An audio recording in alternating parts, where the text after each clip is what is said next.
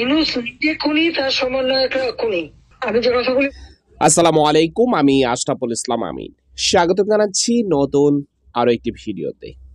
শেখ হাসিনা সরকারের পতনের পরপরই কিছুদিন পর পর নতুন নতুন কল রেকর্ড ভাইরাল হচ্ছে শেখ হাসিনার। ক্ষণে কল রেকর্ড ভাইরাল হচ্ছে যে আমি বাংলাদেশের পাশেই রয়েছি, টুপ করে দেশে ঢুকে পড়ব। আবার কখনো কখনো তোরা ট্রাম্পের ছবি নিয়ে আন্দোলনে নামো, এমনই কিছু কল রেকর্ড খুব জোরসোর ভাবে ভাইরাল হয়েছিল। তবে এবার যে কল রেকর্ড ভাইরাল হয়েছে শেখ হাসিনার, সেটা এক ভিন্ন কল্পনীয় কল রেকর্ড। দর্শক, এবার সমন্বয়ক প্লাস ডক্টর ইউনূসকে অবৈধ আখ্যা দিয়ে শেখ হাসিনার যে কল রেকর্ড ভাইরাল হয়েছে, সেখানে রয়েছে বিস্তারিত অনেক তথ্য, অনেক কথাবার্তা শেখ হাসিনা। তো আমরা যদি সেখান থেকে ভিডিওর কিছু অংশ আপনাদেরকে দেখাই, তাহলে বিষয়টি আরো সুন্দর করে বুঝতে পারবেন। তো চলুন আগে শেখ হাসিনার কল রেকর্ডের অংশটা আপনাদেরকে শোনাই। কল রেকর্ডটা শোনার পরে আপনাদের নিজ নিজ মন্তব্য অবশ্যই জানাবেন। তো সম্মানিত ভাইরা, মূল ভিডিওতে যাওয়ার আগে ছোট্ট একটা রিকোয়েস্ট, চ্যানেলে অথবা পেজে নতুন দর্শক হলে আপডেট সংবাদ সবার আগে পেতে সাবস্ক্রাইব এবং ফলো দিয়ে আমাদের সাথেই থাকবেন। চলুন সামান্য অংশ আগে দেখি।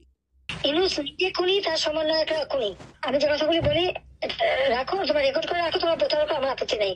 জি দাদা, জি আপা, পারমিশন দিচ্ছি। জি আপা, থ্যাংক ইউ, ডিজাইন করে সে মানুষ হত্যা করে মানুষের লাশের উপর পা দিয়ে সংবিধান লঙ্ঘন করে অবৈধভাবে তারা ক্ষমতা আসছে। মানে এদের অত্যাচারে সারা দেশ জর্জরিত। এদের কৃষক, শ্রমিক, কত শ্রমিক বেকার হয়ে গেছে। শ্রমিক আন্দোলন করছে, সাথে সাথে গুলি করে দুজনকে মেরে ফেললো গার্মেন্টস শ্রমিক। আর চাকরির বয়স নিয়ে আন্দোলন করে যমুনার সামনে যাওয়ার সাথে গুলি করলে একজন মারা গেল, তাদেরকে পিঠে তাদেরকে উঠাই দিল। ওই 7ই জুলাই থেকে এই ছাত্ররা যখন আন্দোলন করে 14 জুলাই পর্যন্ত এই অগ্নিসংযোগ এগুলি না হওয়া পর্যন্ত কারো গায়ে একটা টোকাও পড়েনি। ইচ্ছা মতো সব আসছে বসছে, আমরা তো কিচ্ছু করতে দেয়নি। পুলিশের কাছে কোনো মেটাল বুলেট ছিল না, পুলিশের কাছে কোনো মেটাল বুলেট ছিল না। নির্দেশ দিয়েছে কোনো গুলি করবে না। পুলিশ ব্যারিকেড ইচ্ছা মতো আন্দোলন করছে। আমরা তো শুরু থেকে তো অনেক কিছু করা যেত, আমরা তো করিনি কিছু। কারণ আমি বলছিলাম যেটা তো কোটা তো ছিলই না। 11 জুলাই থেকে তো কোটা স্থগিত হয়ে গেছে, কোটা তো আমি বাতিল করে দিয়েছি।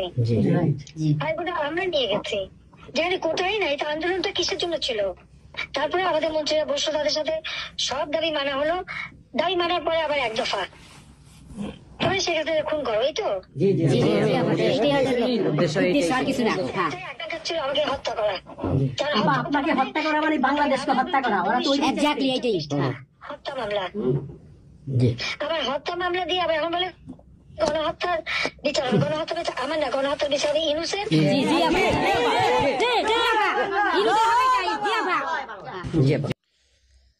দর্শক, নিশ্চয় ভিডিও সামান্যতম কিছু অংশ আপনারা দেখলেন।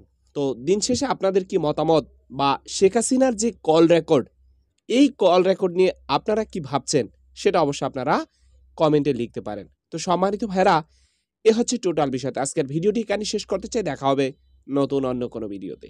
সবাই ভালো থাকবেন। আসসালামু আলাইকুম ওয়া রাহমাতুল্লাহি ওয়া বারাকাতুহু।